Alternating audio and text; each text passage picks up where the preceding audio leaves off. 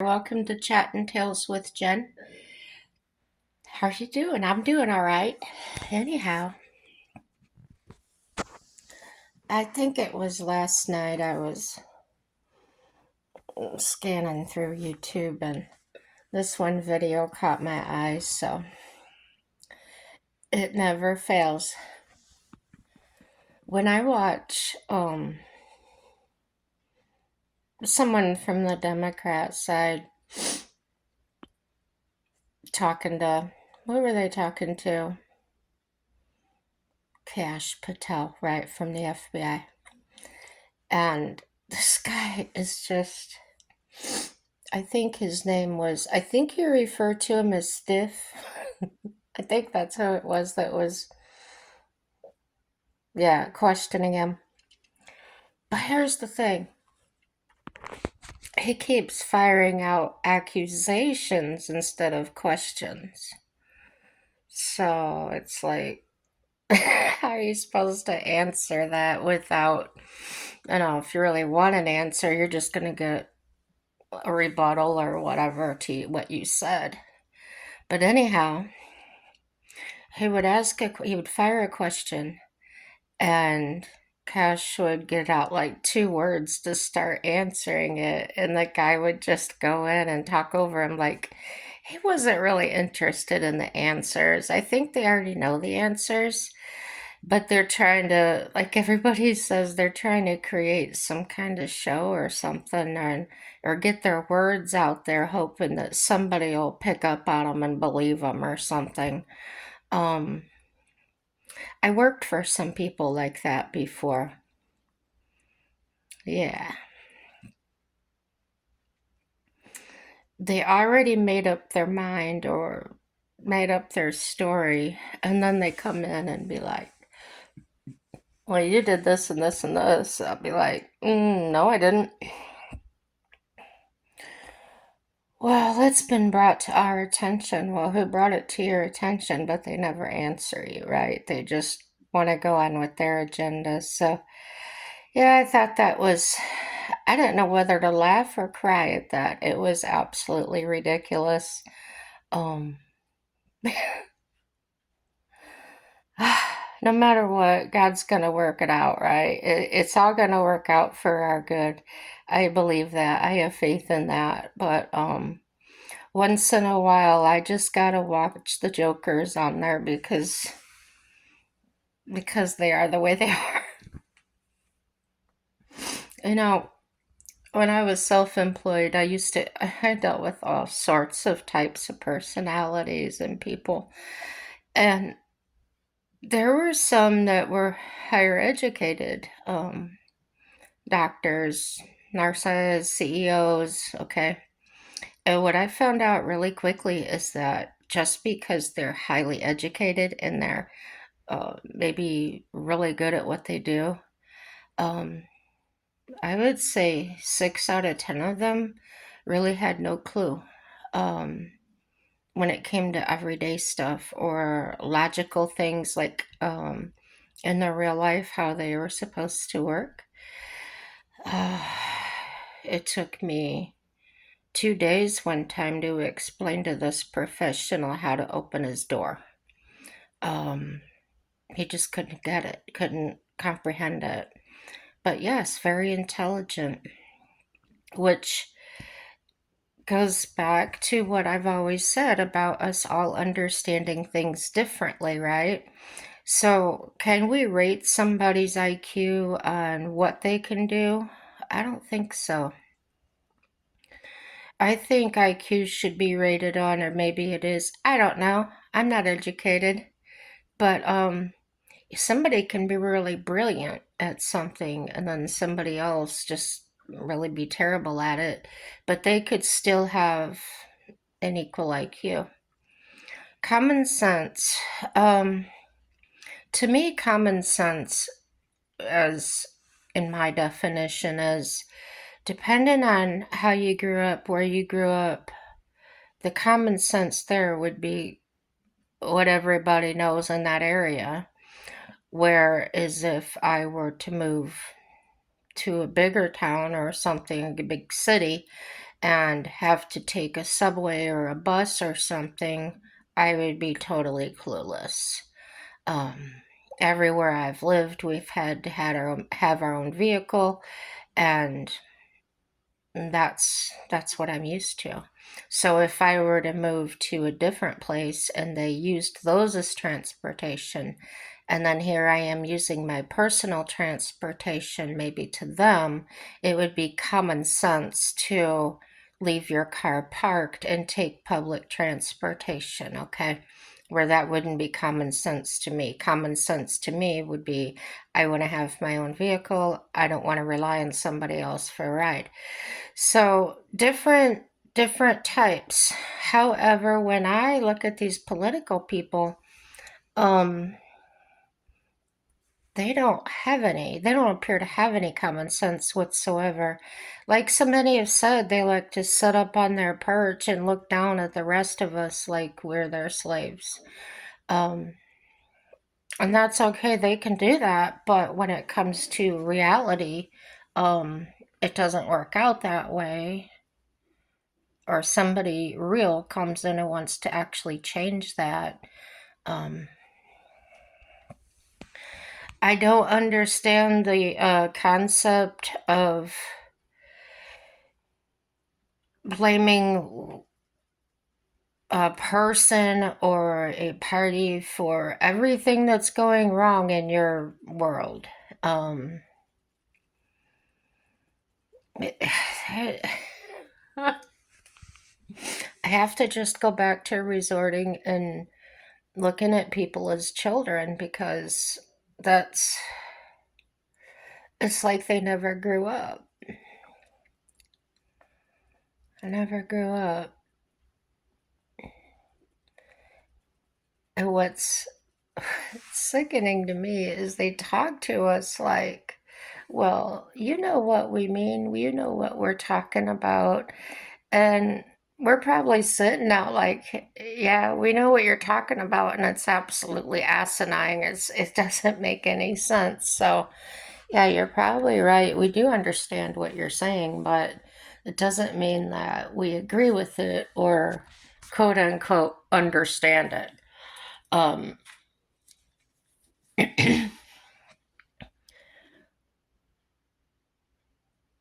I'm tired of asking why aren't they more focused on the Americans? I don't care why. Uh, they just need to do their job. Yeah, do it or get out. That's what it boils down to. And next time they want to shut down the government, cut off their damn pay. Um, every day they're not doing their jobs, and they're not. They're not doing a dang thing. They gotta go. You don't want to fire them, just don't pay them. You don't show up for work that day, you don't get paid, period. And yeah, so that's my rant. That's my short little video on that crap. So, everything else is going all right.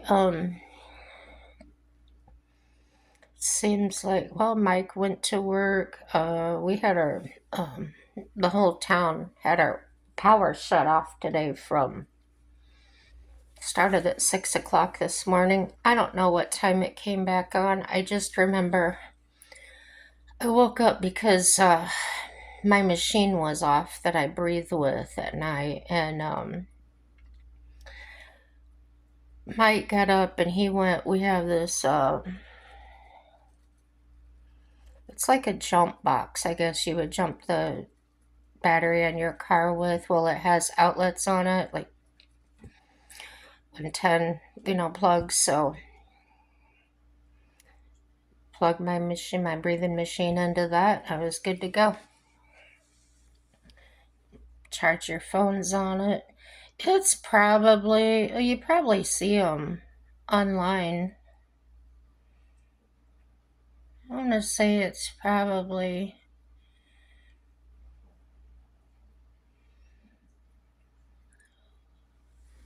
the base is probably 10 by 10 or 10, 11 by 11, and it's probably a foot tall.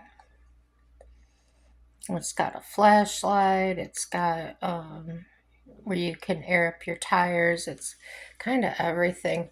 We bought it at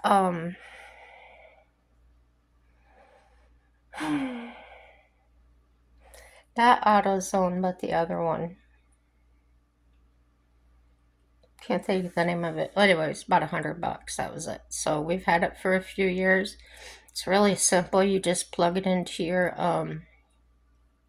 electricity and charge it up. Uh, it doesn't run everything. For instance, okay, I have a 4 pack of batteries, like power tool batteries, okay? And they're all on one charger. I can plug that into it without being on electricity and it will charge them. Um, but if you wanted to, say, run a shop vac off of it or something, it wouldn't give enough for that. So when we're working out in our camper, we use it for backup, like if a batteries die or whatever. But that doesn't happen because, like I said, we've got probably 4 batteries, and but using it to run a radio or charge your phone, anything like that, it works great. It works great for airing up tires. I'd say it takes a little bit longer than if you had went to an actual air compressor, but it's really not that bad. And it's got the pressure gauge on it and everything. So no, it's really not that bad. And we had to have it because we live literally out in the middle of nowhere. The closest place is 20 miles. And the first year we were here with our vehicle, the battery went dead because of the cold or whatever. We were just really in a pickle. We really had to go knock on doors and everything to figure out how to get a battery jump. So um, we went the next year and we bought that box, and now other people. There's one guy, and especially that um, asked us to jump his van for him quite a bit. And the last time I was joking with him, um, I said, maybe I'll just go buy you a battery. And he's like, no, no, no, it's the cable, it's the cable. I don't know. He still drives the van and he hasn't been here to get a jump this summer. So, yeah, we'll see. What else? Oh, I did buy a new battery soon after I got Bubba, just to keep her because it's one of those things. I don't want to be stuck without it. Um, oh, the warranty company. I was telling you I had this huge problem getting that figured out. It was the first time I had used it. I had a screw in the sidewall of my tire. Um, and I just kept getting pushed around number to number. And they said, oh, they would have it ready in a few minutes. Then they said they told the auto shop they would have it by Monday or Tuesday. And this was on a Friday, and I said, well, there's no way I'm going to sit here for 2 or 3 days waiting for my tire, right? I do have a spare, but it's a donut spare, and I have a big heavy vehicle with wide tires. I really don't want to put a donut on there. I am looking for a full-size rim, guys, that I don't have to pay big bucks for.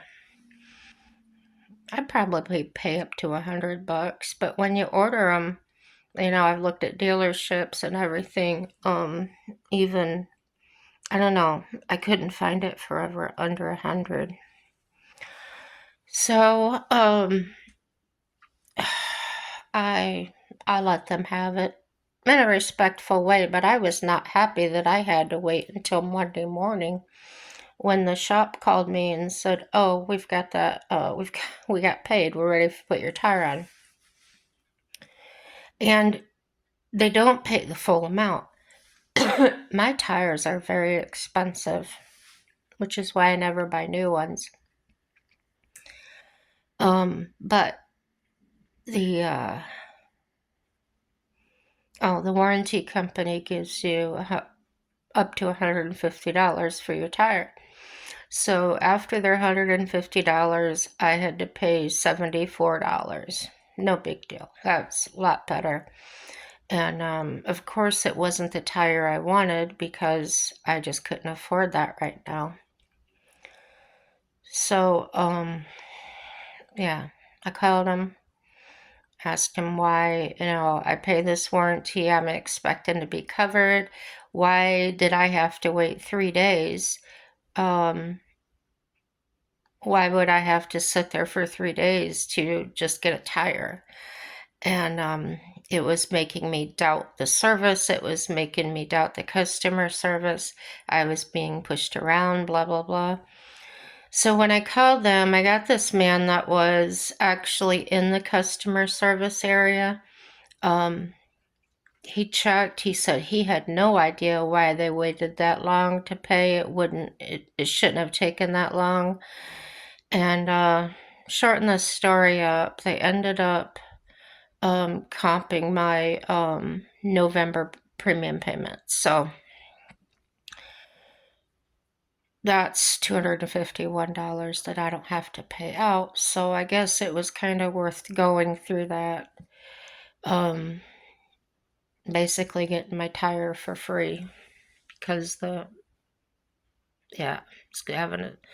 being able to skip my payment for this month. So I told him, I said, I've got my contract here. I've been making myself familiar with it. So when I do go, told you guys I've been having trouble with this Ford Doctor. I'm memorizing that thing, so I know exactly what to tell them to do. I have it in writing right there. Remember what I said about educated people? And I give them a lot of grace because, they're mechanics and they're doing what they know how to do. So if it comes to actually having to deal with a warranty company or something, obviously they have no clue. So they have a supervisor. He's the one that told me, oh yeah, I deal with warranties all the time and everything. When in fact, instead of asking me questions or whatever,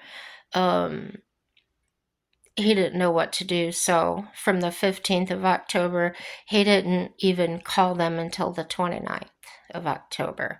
So that tells me he's either very lazy or just didn't know what he was doing, afraid of it, never called me. So the same on the tire. I had told them I needed a tire, and they come back and said, well, there's a screw in the sidewall and we're not able to fix it. Well, I had clearly told them to replace the tire. I knew where the screw was at. I knew it's not my first day with tires and that. Well, I did keep a couple of my old tires from when I put these tires on it. These tires were like brand new, little old. They were a little bit dry, but I paid $300 for a set of 4, and they've been really good tires. So when I'm paying $200 or $300 a tire is like hard for me to do when I can just keep shopping on Marketplace and finding what I need. So anyhow, when I had those the 4 for $300 put on, I kept two of my old tires, which they were pretty worn. But in my experience, it'll do in a pinch. It's better than putting a donut on there when I know the tire holds there and it'll go on there. And they weren't totally slick. Not that bald, but they were down there. So the one time, um, I kept, before I had these tires on, this four set, I had a tire that would not stay up. It just wouldn't. And at first, I thought it was like a leak around the rim, because I couldn't find any holes in it. And then when we took it in, it was actually split. So between the tread. Excuse me. So I asked Walmart if they'd put this other tire on for me. And they said no, because the tread depths weren't enough. So, yeah, that's how that went. But anyway, I didn't throw those tires out. I threw two of them out that were the worst, and I kept the other two because I thought, well, if I'm stranded somewhere, this tire size is difficult to get unless they're a big place.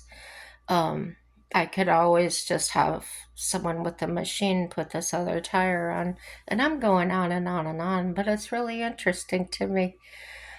Um, so yeah, that's the way I do that. I like to carry a tire in the back, but I need it on a rim. So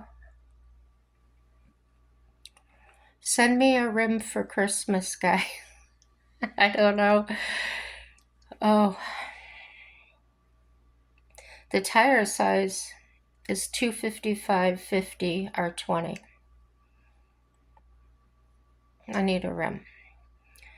So I'm gonna get off of here. Everything's gonna work out for good. I'm gonna go watch some Caroline. She's funny, the press secretary. So this one says, watch press secretary face when she destroys reporter defending I don't know what. Some of these I start to watch them and it's nothing like their title said it was gonna be like, so I just blow them off. But everything's gonna work out for our good guys. Happy day.